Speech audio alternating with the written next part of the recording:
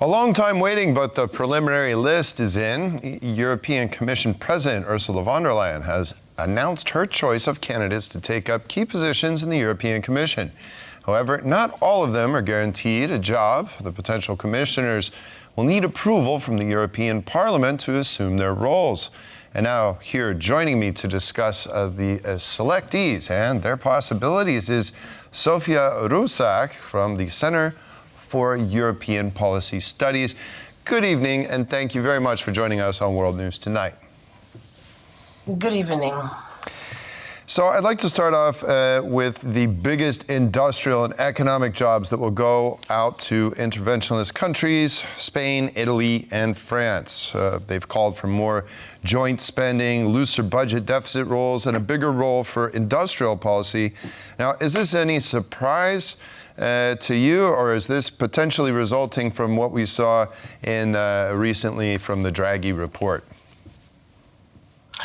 Well, look, also if you've had a look at, the priorities that she has outlined in July, and which is, of course, the basis also for her color structure now, then it becomes clear priorities that she set for this commission are very different than they were in 2019, and thereby very economy heavy, right?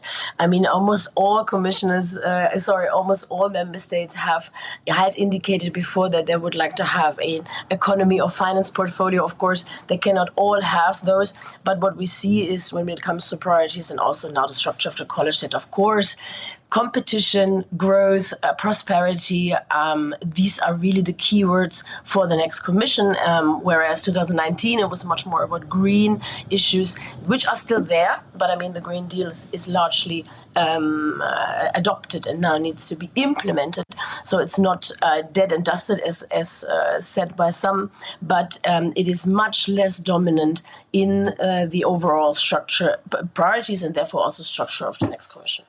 Now, how much do you think that the Draghi report actually influenced the decisions on some of these key positions? Was it more of a wake-up call, sounding the alarm? I mean, we know about the money that needs to be kind of redeployed, about 5% of European GDP that needs to be redeployed into the economy here to be able to keep pace with the United States and the world's second largest economy like China. So is that part of the decision-making here? Look, I think that the Draghi report is very important, and Ursula von der Leyen took, of course, notice of this and will work further with this. But I mean, when it comes to the portfolios, then there are portfolios which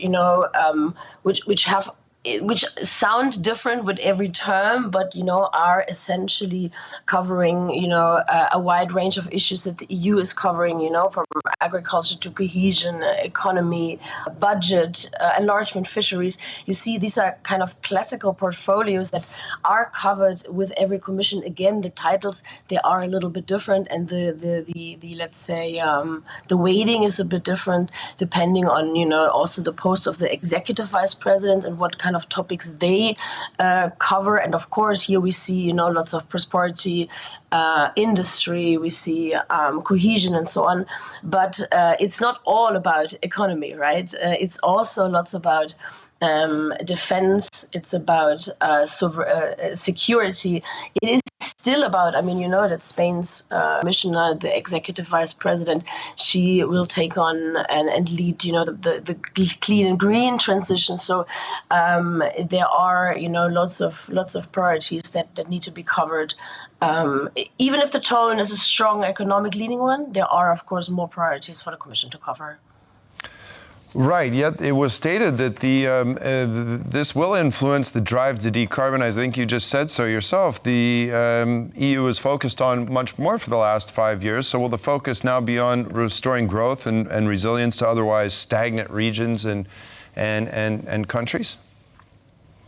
Yeah, again, I think the big lines, the three big baskets, if you wish, that Ursula von der Leyen is also repeating always is first, the economy, competitiveness, enhancing growth across the EU. The second one is defense and security, and the third one is democracy and rule of law. And I mean, regards the third basket, I'm so far a little bit skeptical because I think that in her last term, she, has not been particularly tough on this. But when it comes to the first two topics, then for sure we will see a very strong commission on this. And this is also, what member states want and what member states expect the EU to be very strong on now. I'd like to ask you about Poland's Piotr Serafin. He's been tapped to manage the EU's budget, including drafting the new one for the years 2028 to 2034. What's your take on this announcement? Is this good for Poland? Do you think this is which position Poland would prefer? What are your thoughts? Well, look, it's a very important portfolio, no? And I mean, Poland is one of the big 5 EU member states. And if you look at how posts were distributed, then you'll see that when it comes to the executive vice presidents and the president herself, of course, she's German, all 5 big member states have either one of the executive vice presidential posts, the presidential post, or the 5th one then is budget. And I think, it is important. Member state size does play a big role in this portfolio allocation, and budget will become important. Why? Because the MFF, so the financial framework of the European Union, runs out in 2027, and the Commission, that is basically one of the first things that the Commission will have to do now that it's in office, hopefully in December, is to start working on a first draft for the next financial frame, which will run maybe again over a course of 5 years, but probably at least 7 years, but at least 5 years. So, a big chunk of work ahead, and therefore a big responsibility with the budget commissioner, because as you know, creating budget and allocating budget lines is effectively setting policy priorities. What about some potential contenders that could be either held up or maybe not nominated? Are there any particular nominees at this point that fit that bill? The thing is that, this commission, this tableau, as suggested by von der Leyen, is now going to go into the hearings in the parliament where, the responsible committees will check whether those commissioners are fit for the job, meaning, whether they're fit for being a commissioner and whether they're fit for this particular portfolio. Now, the idea here is really that, they weed out those candidates which are unfit. And yes, there have been a few names floated already which might have it a bit more difficult than others. And that is, for instance, Hungarian's candidate, which is also the current incumbent, Olivier Valheri. And he upset the parliament in the past term with a few things, for instance, by, being quite, outspoken, the extended arm of Prime Minister Orban when it comes to the war in Ukraine. Also by calling the MEPs idiots, these things that don't fly very well with the parliament. So he's expected to get a very tough grilling and potentially not survive. But as you see, also the portfolio that he got from Ursula von der Leyen, health and animal welfare, particularly the second part, animal welfare, is, of course, let's say he's probably not terribly happy, neither Orban, with this allocation. And then there's another one which is just maybe having a tough time, is the Maltese candidate, simply because he is, and that is quite unusual. What we see usually with these commissioners is that they have a very political